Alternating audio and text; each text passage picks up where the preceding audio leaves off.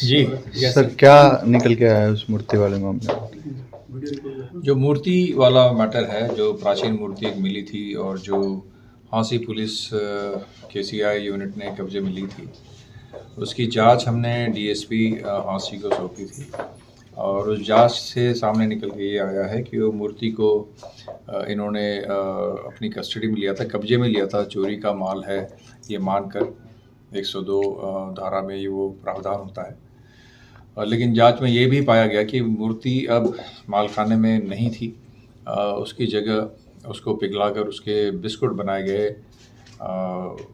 वो उसमें उसकी जांच भी उन्होंने कराई थी, सुनार से जो बात हुई। तो वेदर उसमें सोना है कि नहीं, उसमें और क्या क्या है, ये एक जांच का विषय है। लेकिन जो पुलिस के पार्ट पे जो गलत बात थी वो ये थी कि जब मूर्ति वो प्राचीन कितनी है ये भी जांच का विषय, उसका कार्बन डेटिंग करना पड़ेगा कि वो किस पीरियड की है, प्राचीन है या नहीं है। ये अलग अलग बातें इन्वेस्टिगेशन में क्लियर होगी। लेकिन जो बात अनएक्सेप्टेबल है वो ये है कि कोई अगर वस्तु या कोई भी चीज़ पुलिस ने कस्टडी में ले ली है अपने, उसके बाद में उसके साथ पुलिस टैंपर नहीं कर सकती। और यहाँ उसके साथ टैंपर किया गया, ना सिर्फ टैंपर किया गया, उसको उसके बिस्कुट बनाए गए। तो उसको बिस्कुट बनाने का क्या मानसिकता है, ये प्रामा फेसा तो ठीक नहीं लगती इनकी मानसिकता। उसकी जांच करने के लिए हमने अभी इसमें एफआईआर दर्ज करने के आदेश किए हैं इस मामले पर। जो सीआई 2 हांसी के जो भी ऑफिशियल्स इसमें इन्वॉल्व थे, as per the report of the DSP, उन पर एफआईआर दर्ज होगी और साथ ही साथ उन पर डिपार्टमेंटल एक्शन के लिए भी हमने लिखा है। सर, प्राथमिक जांच में क्या साबित हुआ है कि किस धातु की वो मूर्ति बनी हुई थी? नहीं, जांच में अभी ये ऑफिशियल रिपोर्ट उन्होंने किसी से नहीं लिया कि ये क्या क्या धातुएं थी उसमें। लेकिन जो इनफॉर्मली मुझे पता चला है, जो सुनार जिससे मैंने बात करी थी, उसने ये कहा है कि उनके पास जो भी लोग आए वो ये समझ के आए थे कि इसमें सोना है। चाहे वो पहले जो लोग आए थे बेचने के लिए, इनके पास जांच कराने के लिए, या फिर उस सीआई के लोग थे, वो ये सोच के आए थे कि इसमें सोना होगा। और जो उन्होंने खुद जांच करी थी वो कह रहे कि इसमें सोना नहीं है और ये अष्ट धातु की मूर्ति है। सर, सीआई ने जब मूर्ति को अपने कब्जे में लिया तो क्या उसका कोई रिकॉर्ड रखा गया एज अ चोरी का माल? अगर वो मान के चल रहे थे तो उसका रिकॉर्ड था, वही था? उसमें ऑफिशियली उन्होंने रोहित नामचे में रिपोर्ट लिखी है। उन्होंने 102 धारा जो होती है उसमें उसको कब्जे में लिया है, ऑफिशियली कब्जे में लिया है।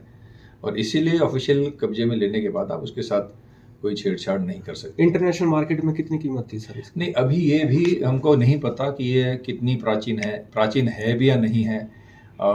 लेकिन जो फोटोग्राफ हमने देखा है जो अवेलेबल था, उससे लगता है कि ये एंटीक मूर्ति है।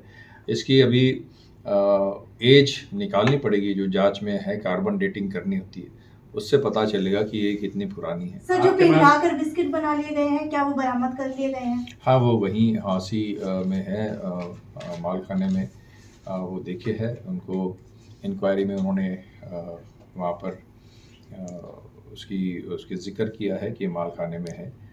8 बिस्किट है जो बनाए गए छोटे बड़े मिलाकर, और वो अभी एग्जैक्टली जांच होगी कि इसमें क्या क्या है। कितने कर्मचारियों के खिलाफ? पहले क्या एसपी हांसी को शिकायत की गई थी, क्या उन्होंने कार्रवाई नहीं की इस मामले में?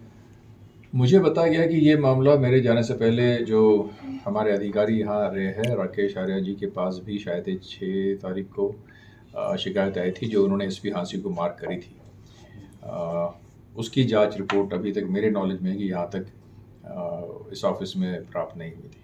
जमीन के नीचे इस तरीके का कोई एंटीक्स मिलता है तो उसके ऊपर मालिकाना हक पुरातत्व विभाग का होता है। तो जिस मजदूर को ये मिली थी, क्या उसके ऊपर भी कोई कार्रवाई होगी, क्योंकि उसने भी रखने की कोशिश की? जिस मजदूर को या जिस व्यक्ति ने भी ये लाई है, ये जब एस्टैब्लिश होगा कि ये पुरातत्व ये एंटीक मूर्ति है, उसकी कार्बन डेटिंग के बाद, अगर ये कोई ऐसी ही मूर्ति है जो एंटीक नहीं है और उसने गेम खेला है एंटीक बताने के, तब भी उस पर कार्रवाई बनती है। और अगर ये इस्टेब्लिश हो जाता है कि एंटीक मूर्ति है कार्बन डेटिंग के बाद, तो उसके बाद डेफिनेटली इस पर कार्रवाई होगी। और ये भी मैंने जांच के लिए डीएसपी को दिया है कि जो मजदूर और जो बबलू व्यक्ति जो इसमें कंप्लेंट है, उनके रोल की भी जांच की जाए कि अगर उनको मूर्ति बिहार में या यूपी में मिली थी तो उन्हें वहीं पुलिस के संपर्क में वहीं उनके हवाले क्यों नहीं करी और वो क्यों यहाँ पर लेके आए। तो उनके जो इंटेंशंस है उनके भी वो भी मैलाफाइड लगते हैं कि वो यहाँ इसलिए लेके आए कि उनका यहाँ कोई कांटेक्ट होगा और यहाँ उनको ऐसा लगा कि हम इसको डिस्पोज कर पाएंगे, वरना उनको चाहिए था कि अगर ये एंटीक मूर्ति थी तो लोकल पुलिस के कब्जे में देते और आगे की कार्रवाई करवाते पुरातत्व विभाग वाले। कितने मुलाजिम शामिल थे सर इस पूरे मामले में? कितने मुलाजिम शामिल थे? डीएसपी साहब की रिपोर्ट के हिसाब से जो 3 लोग इसमें मुख्य रूप से पाए गए हैं, 3 लोगों का जो इंचार्ज है, उनके साथ 2 और कर्मचारी, उनके खिलाफ अभी कार्रवाई के लिए बोला गया है। लेकिन जांच के दौरान ये पता चलेगा कि और किस किस को इसकी जांच। सुनार के खिलाफ जिसने मूर्ति पिघलाई उसके खिलाफ कोई कार्रवाई बनती है? सुनार के खिलाफ इसलिए अभी प्राइमा फेसा बन नहीं रही है क्योंकि उन्होंने उसको कहा गया सीआई द्वारा कि इसको हमको बिस्किट बना के दो, और वो कहता है कि मैं दबाव में था और मेरे पास कोई ऑप्शन नहीं था, इसलिए मुझे करना पड़ा। लेकिन जांच के बाद उनका भी रोल स्पष्ट हो जाएगा कि कॉल डिटेल्स वगैरह सब देखने के बाद कि उनका एग्जैक्टली क्या रोल रहा। अगर वो शामिल मिले तो उन पर भी कार्रवाई होगी। सर, शिकायत में आरोप ये है कि सुनार ने ही संपर्क करके सीआईए को बताया है कि इस आदमी के पास ये मूर्ति है और उठा के ले जाओ। वो भी जांच में पता चल जाएगा अगर उन्होंने ऐसा किया। जी,